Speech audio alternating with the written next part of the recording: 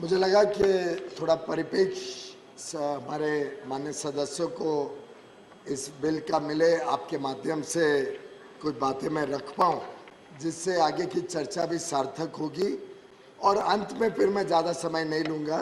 अगर कोई विषय किसी माननीय सदस्य ने उठाए तो उतना ही सिर्फ जवाब देने का प्रयास करूँगा। माननीय अध्यक्ष जी, माननीय प्रधानमंत्री जी, जब से 2014 में प्रधान सेवक के रूप में केंद्र में सत्ता संभाली है, तब से ही एक बात पे बहुत जोर देते हैं कि इस देश ने वर्षों वर्षों तक, दशकों तक बहुत पीड़ा उठाई है। देशवासियों ने, देश के छोटे बड़े उद्योग या व्यापार जगत के लोगों ने, चाहे वो ठेले वाला हो, सामान्य हॉकर सेव पूरी पाव भाजी बेचता हो सड़क पर, चाहे वो छोटा दुकानदार हो, कोई छोटी लेथ मशीन चला रहा है, छोटी सी उद्योग चला रहा है, और साथ ही साथ सामान्य नागरिक ने, आपको सबको याद होगा ऐसी छोटी छोटी घटनाओं के ऊपर जिसमें गलती से भी कोई व्यक्ति कोई कानून का उल्लंघन कर दे तो उसके ऊपर कितना तकलीफें आती थी। कोर्ट में जाओ, कोर्ट में पेश हो, कोर्ट में अपनी बातें कोई वकील के माध्यम से रखो, और हो सकता है अंततः सिर्फ कोई फाइन होगा, लेकिन वो फाइन तक भी पहुंचने के लिए इतनी तकलीफें उठानी पड़ती थी कि लोग परेशान हो गए थे। ऐसे ही अफसरशाही चलती थी कि छोटी मोटी गलती के लिए व्यक्ति को परेशान किया जाता था, जेल का डर दिखाया जाता था। उस डर के नाते फिर और क्या व्यवहार होता था, मुझे लगता है हम सभी सफर कर चुके हैं इस लंबे सफर में, क्या क्या होता था। ऐसी परिस्थिति में माननीय प्रधानमंत्री जी ने 2014 से इस बात को प्राथमिकता दी कि सरकार भारत के जनता के ऊपर विश्वास रखेगी और विश्वास के साथ ही देश का कारोबार चलेगा, सरकार का कारोबार चलेगा। और जब जनता के ऊपर सरकार का विश्वास होगा तभी जनता का विश्वास भी सरकार के ऊपर। उसी को मद्देनजर रखते हुए माननीय प्रधानमंत्री जी ने गत 9 वर्षों में सभी मंत्रालयों को कहा कि एक एक विषय की गहराई में जाइए, एक एक कानून को जड़ से समझने की कोशिश करें, उसका क्या प्रभाव होता है, क्या फायदा नुकसान होता है, किस प्रकार से लोग पीड़ा में रहते हैं। हाँ, आवश्यक कई सारे ऐसे कानून हैं जो आवश्यक भी है, जिसमें जेल की भी सराखों के पीछे भेजना पड़ सकता है। अगर कोई गंभीर कानून का उल्लंघन हो तो अवश्य जेल भी रहेगा प्रावधान में। लेकिन सरल जो गलतियां होती हैं या कोई पहली बार गलती करता है उसको एक मौका दिया जाए, सुधरने का एक मौका दिया जाए कि वो आगे गलती ना करे। दंड हो, पेनल्टी के रूप में, फाइन के रूप में दंड हो, पर एक सरल व्यवस्था हो। इसको मद्देनजर रखते हुए गत 9 वर्ष में हम सब ने देखा लगभग 1500 कानून, कल्पना करिए 1500 लॉज को रिपील किया गया, पूरी तरीके से रिपील। कहते हैं ना, ignorance of the law is no excuse. पर अगर लॉज इतनी ज्यादा होंगी तो कोई, मुझे लगता है बड़े से बड़ा वकील भी सब लॉज की जानकारी नहीं रख सकता। ऐसी परिस्थिति में जो पुराने लॉज थे, कई तो गुलामी के समय के लॉज थे, ब्रिटिश के समय के लॉज थे, उन सबको रिपील किया गया। साथ ही साथ जो कंप्लायंस बर्डन है, जो सामान्य व्यक्ति को, छोटे दुकानदार को, छोटे उद्योग चलाने वाले को, सूक्ष्म या लघु उद्योग चलाने के वाले उद्योजकों को, जो कानून के दायरे में जो प्रोसेसेस, प्रोसीजर्स, कंप्लायंस करने पड़ते थे, उसको भी सरल करना या कई केसेस में तो उसको निपटाई देना। इस काम का अगर हम देखें तो लगभग 40,000 कंप्लायंस बर्डन्स को या सरलीकरण किया गया या पूरी तरीके से निरस्त कर दिया गया, 40,000 के।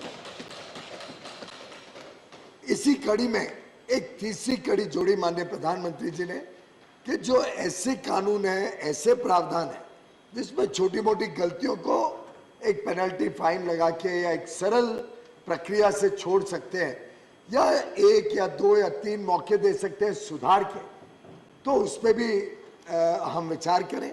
और सदन को आपके माध्यम से बताना चाहूँगा अध्यक्ष जी, लगभग 3600 ऐसे प्रावधानों को डिक्रिमिनलाइज किया गया। उसके ऊपर जेल की जो एक तलवार लटकी रहती थी उसको हटाया गया। ऐसे 3600 के लगभग प्रावधानों को डिक्रिमिनलाइज करने का काम भी मोदी जी की सरकार ने किया है। एक प्रकार से इन सब कामों से एक विश्वास जनता के बीच में उठा है कि सरकार भी हमारी है, ये सरकार हमारे ऊपर विश्वास करती है। वास्तव में ये जनप्रतिनिधि, हमारे चुने हुए जनप्रतिनिधि हमारी सेवा करने के लिए सत्ता में आए, हमारी चिंता करने के लिए सत्ता का काम करते हैं। और ये एक लगभग लगातार ये प्रोसेस चलते जा रहे हैं। और इसमें हम सिर्फ अपने आप सरकार के दफ्तर में बैठ के नहीं बनाते, इसकी चर्चा होती है, व्यापक लोगों के साथ, स्टेक होल्डर्स के साथ कंसल्टेशंस होती हैं, कंसल्टेशंस राज्यों के साथ होती है, अलग अलग जो विषय के संबंधित लोग होते हैं, चाहे अधिकारी हो, चाहे व्यापारी हो, चाहे जनता हो, उनसे फीडबैक लेके एक सही माने में लोकतंत्र की भावना जो है उसको सामने रखते हुए ये कानूनों को डिक्रिमिनलाइज करने का प्रोसेस किया गया। और वास्तव में प्रधानमंत्री जी की दूरदर्शिता भी इससे दर्शाती है। जो उनका एक विकसित भारत बनाने का उद्देश्य है वो भी इसमें झलकता है, क्योंकि आखिर अगर हमें एक विकसित देश बनाना है तो जैसा अभी अभी बताया गया, सबका साथ भी चाहिए, सबका विश्वास भी चाहिए, सबका प्रयास भी चाहिए और उसके लिए सबका विश्वास भी चाहिए। और ये चारों तभी हो पाएंगे जब ये दो तरफा ताली दो हाथों से बजे।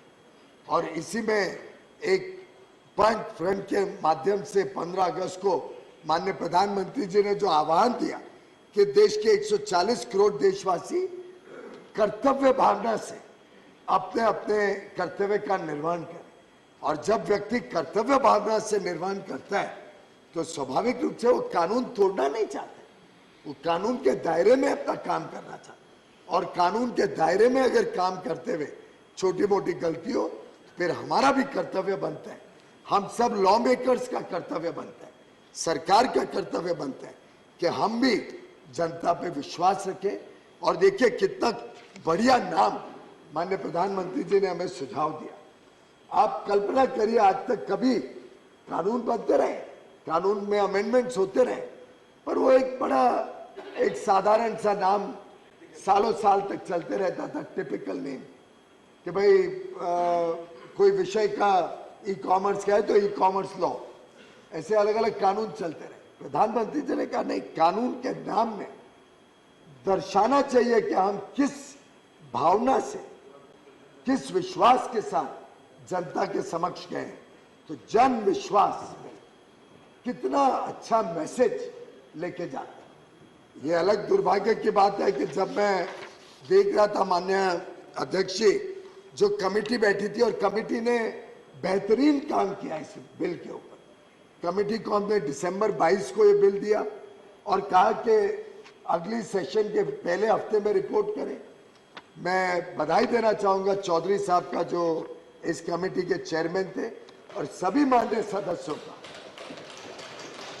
इस कमेटी के सिलेक्ट कमेटी के साथ, जो ज्वाइंट कमेटी के साथ जुड़े हुए सभी माननीय सदस्यों ने जितनी गहराई के साथ इस बिल को देखा, इतने बढ़िया, इतने बेहतरीन सुझाव हमें दिए।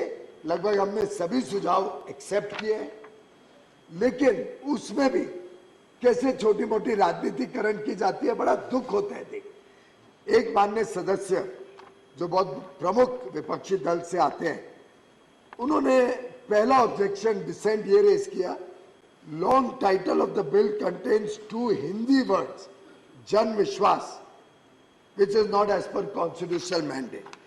देश में मैं 140 करोड़ लोगों से पूछना चाहूंगा आपके माध्यम से अध्यक्ष जी, क्या हिंदी से उनको कोई परहेज है? क्या हिंदी शब्द होने में कोई उनको हीनता लगती है? क्या हिंदी शब्द है तो उससे कोई देश के कानून में कोई कमी हो गई? क्या अंग्रेजी में कानून बने बस वही कानून उनको पसंद है? ये इसका जवाब कभी ना कभी देश के 140 करोड़ लोग पूछेंगे।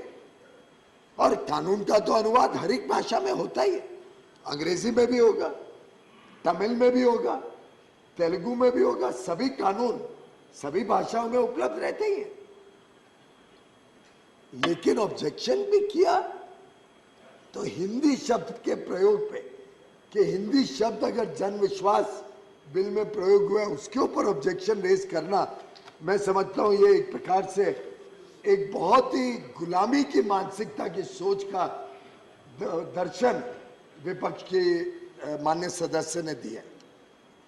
बाकी कुछ छोटे मोटे उन्होंने डिसेंट में 3 माननीय सदस्यों ने दिए हैं।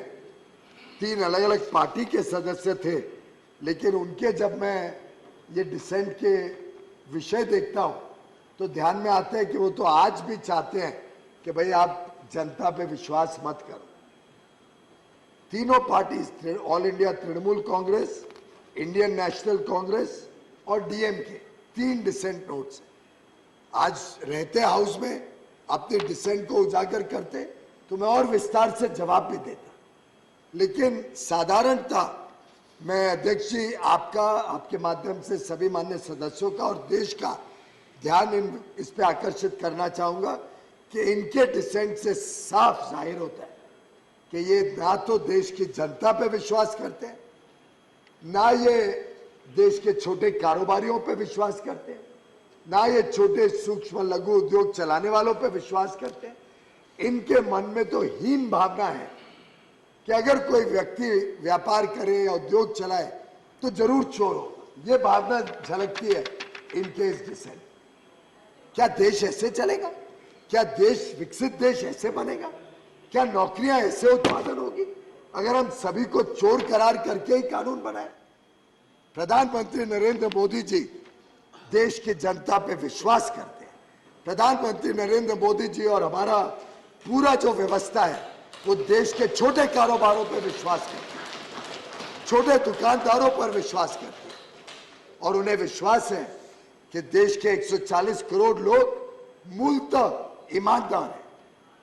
कभी गलती हो जाए ये बात समझ में आती है।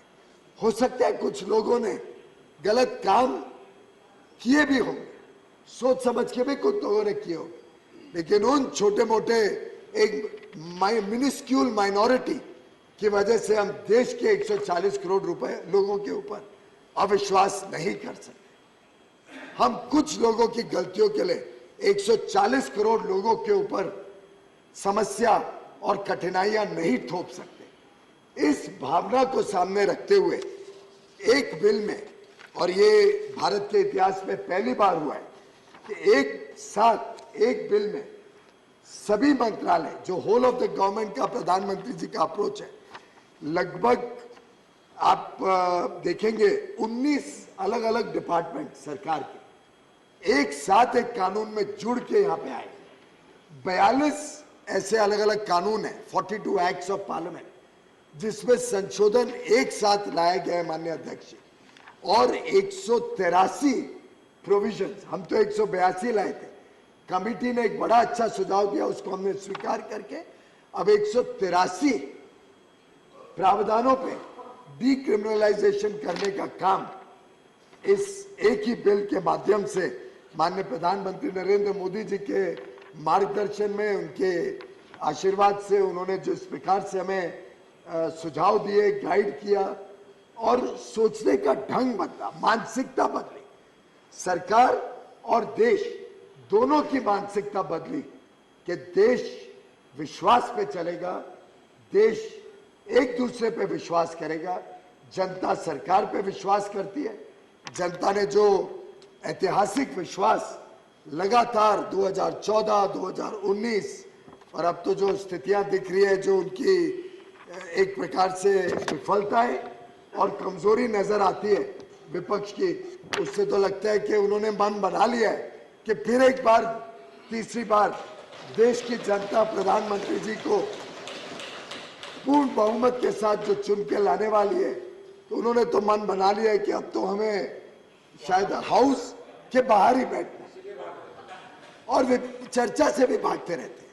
तो ऐसी परिस्थिति में 183 अलग अलग प्रावधानों को सरलीकरण, डिक्रिमिनलाइज और जो ये जेल का फंदा सामान्य आदमी के ऊपर पूरे समय लगा रहता था, उसको निकालने का काम एक बिल के माध्यम से किया जा रहा है। कई सारे इसमें प्रावधान है, उसका मैं डिटेल में जिक्र नहीं करूंगा, माननीय सदस्यों को सुनूंगा, लेकिन छोटी छोटी चीजें, एक कोई ट्रैफिक का वायलेशन होता था, ट्रैफिक का छोटा वायलेशन, उसके लिए भी आप कोर्ट जाओ, पहले ड्राइविंग लाइसेंस दो, फिर कोर्ट जाओ, कोर्ट में कभी तारीख लग जाए तो धक्के खाओ, वकील रखो, अपना ड्राइविंग लाइसेंस वापस आएगा। और कोर्ट भी क्या करता था, एक फाइन लगाता था। उसके बदले अगर वहीं पे हम कंपाउंडेबल ऑफेंस कर दें और वहीं पे वो पेनल्टी लग जाए तो कितना सरल हो जाता है। इसी प्रकार से कोई गाय को लेके, कैटल को लेके पैस्चर मतलब उसको गौचार चारा खिलाने लेके जाते हैं, उसके ऊपर भी 6 महीने की सजा थी। सोचिए, छोटे किसान को 6 महीने की सजा, सिर्फ अपने गाय थोड़ी सी इधर उधर चली गई तो 6 महीने की सजा। अब ठीक है, गलती हो गई, गलती तो गाय ने की, अब उस गाय की गलती के लिए कि आप 6 महीने हमारे किसान भाई बहन को अंदर डालोगे। उसको भी हमने कहा कि भाई इससे अच्छा एक 500 रुपए की पेनल्टी लग जाए, क्यों उसको कोर्ट में जाना पड़े किसान को, क्यों कोर्ट के धक्के खाने पड़े, वकीलों की फीस पे करनी पड़े। अब कोई वकील माननीय सदस्य हो तो मुझे क्षमा करना, मैं आपके काम को थोड़ा कम कर रहा हूं, लेकिन एक नागरिक के नाते, एक कानून बनाने वाले माननीय सदस्य के नाते आप भी मानोगे।